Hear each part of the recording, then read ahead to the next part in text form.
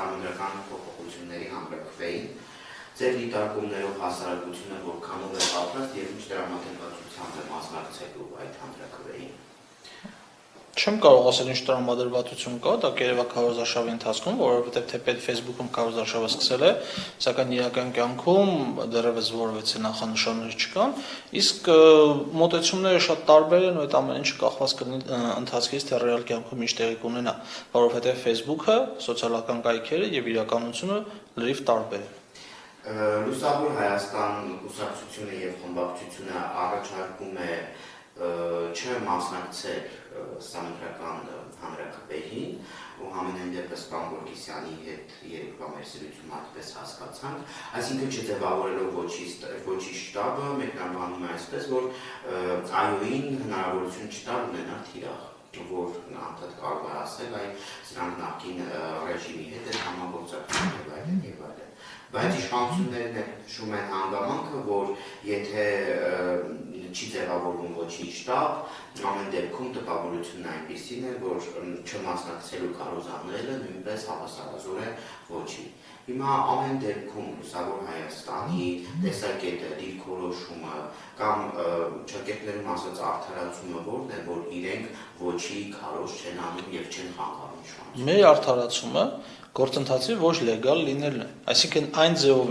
ինչպես ընդունեց ազգային ժողովի որոշումը հանրաքվեի մասին, այդ գործընթացը չեն համապատասխանում այն իրավական ընթացակարգերին, որը պետք է ունենար այդ որոշումը, հետևաբար դա ոչ իրավական գործընթաց է, այսինքն կա օրենքի խախտում, կա որոշակի օրինականության հետ խնդիրներ եւ մենք գտնում ենք, որ հակաիրավական գործընթացին չարժե որևիցե ձևով մասնակցել, ոչ ոչի տեսանկյունից, ոչ ԱՅՈ-ի, որովհետեւ վերջը մենք չենք ուզում լեգիտիմացնել ոչ լեգալ գործընթացը։ Լուսավոր Հայաստանի մոտիվացիան շարժառիթները հենց դրանք են եղել, այսինքն չգնալ հակաօրինական գործողությունների, չանել այնպիսի բան, որը հետագայում իրավական առումով կլինի խոցելի, կլինի այնպիսի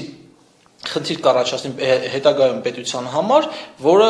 վատ նախադեպ կլինի հետագայում բոլոր իշխանությունների համար։ Ինչն է խանգարում, ասենք խոսքերնակ հաջորդ իշխանությանը, որը կընտրվի ժողովրդավար ճանապարհով, գալ ասել, որ այս ազգային ժողովը, քանի որ ընտրվել է ժողովրդի կողմից, ժողովրդի աջակցությունով, ժողովրդի ձայների մեծամասնությամբ,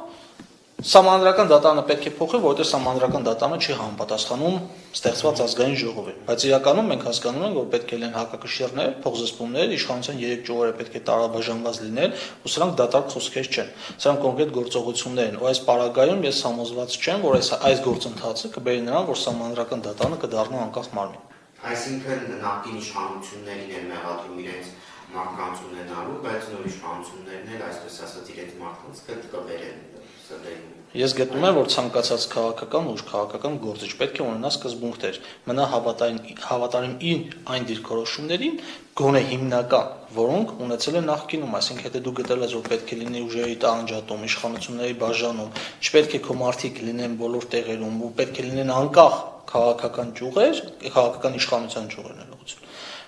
Դու պետք է հավատարիմ մնաս այդ սկզբունքին, ոչ թե իրավիճակից ելնելով գաս ու փոփոխություններ իրականացնես։ Ու հարցը այստեղ արդեն Հրայր Թովմասյանը չէ, հարցը սահմանադրական դատարան կոչվածն է, որովհետև գործընթացը գնում է նրան, որ ընդհանուր պատկերը չի ստացվում այնպես, ինչպես պետք է լիներ։ Այսինքն այս գործընթացը ներկայացվում է որպես սահմանադրական դատարանի նկատմամբ գործընթաց, սակայն իրականում մեկ հոգու դեմ կատարվող գործընթաց է։ 650,000 քվե կարողանա ստանալ իշխանությունների։ Շատ դժվար է ասել, որովհետև անկանխատեսելի է քաղաքականության մանավանդ այսպիսի турբուլենտ իրավիճակում գործընթացն շատ անկանխատեսելի են, ու չես կարող ասել այդքան մարդ կարող է գնալ, թե չէ։ Քարոզարշավը, տեսեք, հնարավորությունների պատուհանը ցանկացած ուժի համար, ցանկացած քաղաքական ուժի համար պատուհանը, ու ասենք նրանք կարող են օգտագործել, ես չգիտեմ մնացած քաղաքական ուժերը ինչ կարող են անել, եւ ինչ արդյունքների դա կարող է հանգեցնել եւ ինչ հետևանքներ կարող է ունենալ։ Հետեւաբար կսպասենք քարոզարշավի ընթացքին ու նոր ենթադրություններ կան։ Տեսակետ կա, որ իշխանությունը նախ եւ առաջ գնում է ստուգելու իր վստահության չափը ժողովրդի մոտ հանրաքվեով։ Կարող է լինել նման տեսակետ, չեմ բացառում, այսինքն նաեւ կարող է նման մոտեցում, որպեսզի հասկանան ռեալ աջակցության չափը, որովհետեւ մի բան է ռեյտինգը, ուղղակի աջակցությունը, մեր այլ բանը եւ մարդը ուղղակի կատարում է գործողություն, այսինքն այդ օր առավոտյան զարթնում է, իր սովորական գործերի մեջ ներառում է նաեւ անդրատեղամաս գնալը, որոշակի գործողություն կատարել, օրինակ այո կամ ոչ քվեարկել, կամ որոշակի քաղաքական ուժի ձայն տալը, հետեւաբար գործողությունն ու խոսքը իրանք երևի կարող ուզում են հասկանալ, թե ինչքանով է իրար համապատասխանում։ Շփվելով մարդկանց հետ, ձեր ընտրազանգվածի հետ, նրանց համար առաջնայինը սահմանադրական դատարանի հարցն է, թե ամեն դեպքում կան ուրիշ այլ հարցեր, որ ժողովրդին ուզում է եւ հենց այդ գումարը հանրաքվեին տրամադրել կարելի է այդ գումարով կարելի է սոցիալական այլ հարց լուծել։ Տեսեք, ես վերջի անգամ եղել եմ Ալավերդի համայնքի խոշորացված համայնքի մի շարք բնակավայրերում, ինչպես նաև Ճոշկան Ախտալա խոշորացված համայնքի մի քանի բնակավայրերում, ես կարող եմ ասել, որ սահմանադրական դատարանի հարցը տարածաշրջանում չկար։ Գոյություն չուներ, այսինքն այդ մարդկանց չի անհանգստացնում, մարդկանց անհանգստացնում է հետևյալ խնդիրները, գյուղատնտեսության մեջ առկա խնդիրները։ Օրինակ, անցած տարի չորային է եղել, համարյա երաշտային, այս պայծրությամբ մարդիկ բողոքում են, որ այն մինչև ձյուն գալը, ես մինչև այնպիսի իրավիճակ էր, որ ասում է այնքան չոր է, որ խոտը, ասենք այդ փոքր կայծից բռնկվում է ամբողջ, քանի հատ հրդեհ եղավ ձմեռվա ընթացքում, որ աննախադեպ էր։ Երկրորդը ցամաքել են մի շարք գյուղերին սնուցող աղբյուրներ, այսինքն ոռոգման ջրի մասին չի խոսքը գնում, խոսքը գնում է խմելու ջրի աղբյուրների ցամաքման մասին, որը դա արդեն ավելի մեծ խնդիր է, քան թե ոռոգման ջուրը։ Եթե տեսնենք ու ընթացքում, ասենք այնպիսի խնդիրներ կան ենթակառուցվածքների հետ կապված, որ այս գումարը, որը պետք է ծախսվեր հանրաքվեի վրա, կարող է շատ լուրջ խնդիրներ լուծել այդ տարածաշրջաններում, թեկուզ տարածաշրջանների ցանկացածում, որովհետև եթե Աստված չանը վերջի ձյունը դեռ հարց չի լուծում, եթե երաշտ եղավ 2020 թվականը, գյուղատնտեսությունն էլի ռեցեսիա գրանցեց, եթե չեմ սխալվում, անցած տարի 4 թե 5% ռեցեսիա է գրանցել։ Նույն խնդիրը եթե լինի այս պարագայում, մենք ինչ ենք անելու։ Հնայե վերջի դա 16% իհարկե ասում են, հնայե 16%, որ պետք է հասկանանք, որ կա պարենային անվտանգության խնդիր։ Հայաստանի Հանրապետությունում, եթե գյուղատնտեսությունը չաշխատի, ինչ են ուտելու մնացած բոլոր բնակիչները։ Պարոն Սիմոնյան, եվրոպացիները ինչպես են վերաբերում ձեզ հանգամանքին, ձեր շփումներից ելնելով, որ իշխանությունները այս հարցով կարծես թե չեն ուզում դիմել Վենետիկի հանձնաժողովին կարծիք ստանալու եւ եթե ցանկություն չունեն դիմելու Վենետիկին, ապա ձեզ ինչու։ Եվրոպացի մեր գործընկերները շատ հաճախ շեշտում են, որ իշխանությունները կարող են անցնել այն կարմիր գծերը, որոնք գծված են, այսինքն իշխանությունները, գործադիր իշխանությունը գնա դատական իշխանության նկատմամբ ճնշումների ու խնդրում են ավելի շատ, որպեսզի նման իրավիճակներ բացառվեն, այսինքն որևիցե ձևով չկարողանա այնպես լինի, որ ուժերի տարանջատման սկզբունքը խաթարվի։ Իսկ ինչ վերաբերում է Վենետիկի հանձնաժողովին, Վենետիկի հանձնաժողովի իհարկե կարծիքը կարևոր է, բայց պետք է հասկանալ, որ ինչքան կարևոր է այնքանով, որ դա խոշոր փորձագիտական կենտրոն է, որը հնարավորություն է տալիս հասկանալ վերջո գնացող գործընթացների համապատասխանությունը միջազգային իրավական չափանիշներին, կոնվենցիաներին, երկրի սահմանադրությանը, այսինքն լուրջ մասնագիտական մասնագետների կառույց է։ Դա ոչ քաղաքական, ոչ պետական կառույց է, այսինքն պետք է հասկանալ, որ դա փորձագիտական եզրակացություն տվող կառույց է, այսինքն վերջո մեզ էլ է պետք հասկանալ, որպեսզի նման լուրջ կառույցում փորձագիտական փորձաքննություն անցնի տվյալ նախագիծը, որպեսզի արդյունքը մեզ համար պարզ լինի, այսինքն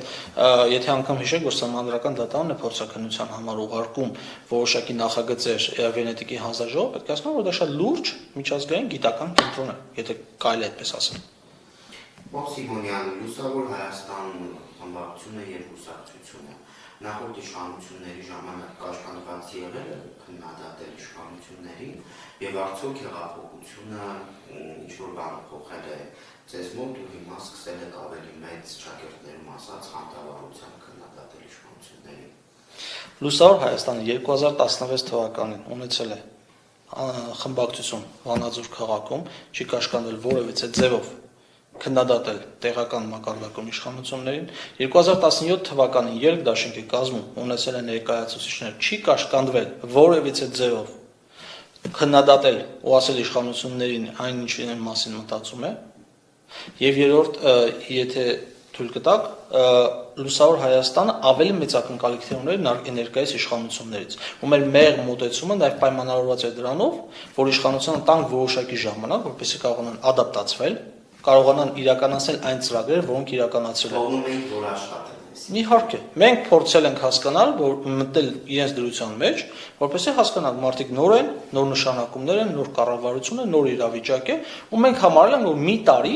բավական է, որպեսզի հասկանան, թե ինչ գործողություններ պետք է անել եւ զարգացման հեռանկարներ։ Բայց մի տարուց հետո արդեն մեր մոտ էլ է սկսել հիասթափություն, որովհետեւ հասարակ բան չի կարելի տարին սկսել հակաօրինական գործողություններով, բերել սահմանադրական փոփոխություններ, չկարողանալով ապահովել դրա իրավական գործընթացը։ Ախր դա մեծ խնդիր չէր, այդ իրավական գործընթացներն ապահովելը պետք էր ուղղակի մի քիչ ավելի երկար ժամանակ էր պահանջելու, այսինքն ոչ թե հանրաքվեն լինելու էր ապրիլի 5-ին, այլ ասենք, չգիտեմ, ամռանը կամ աշնանը։ Սակայն գործընթացները կար ավելի մեծ խումբ կա նաև սահմանադրական փոփոխությունների վրա, որոնք աշխատում են, որտեղ մենք ունենք ներկայացուցիչ, եւ որը էլի գալու է հանրաքվեը լինելու։ Հասկանում եք, այսինքն այդ գործընթացի իրավականությունը ապահովելը շատ հեշտ էր։ Մենք զարմանում ենք, ինչ իշխանությունը այդպիսի տարրական քայլեր, այդպիսի բաներ չի իրականացնում, այսինքն ինքը մտածում է, որ օրենքից վեր է, որևիցե մեկը Հայաստանի Հանրապետությունում ամբողջ ժողովուրդը վեր չէ օրենքից եւ սահմանադրությունից։ Ցանկացած մարդ մեկը լինի, թե լինի 3 միլիոն, բոլորը պարտավոր են ենթարկվել երկրի սահմանադրությանը եւ օրենքներին։ Նրանք չեն կարող ոտնահարել մարդու իրավունքները, չեն կարող ոտնահարել իրավական պետության սկզբունքները։ Ցանկացածը պետք է ենթարկվի այս սկզբունքներին, որովհետեւ այդ սկզբունքներն են, որ ընկած են հասարակության գործունեության հիմքում։ Դա է տարբերում ժողովրդին ամբողից։ Իսկ մենք ինչ ենք ուզում կերտել։ Ժողովրդավար պետություն, թե ամբողջավարություն։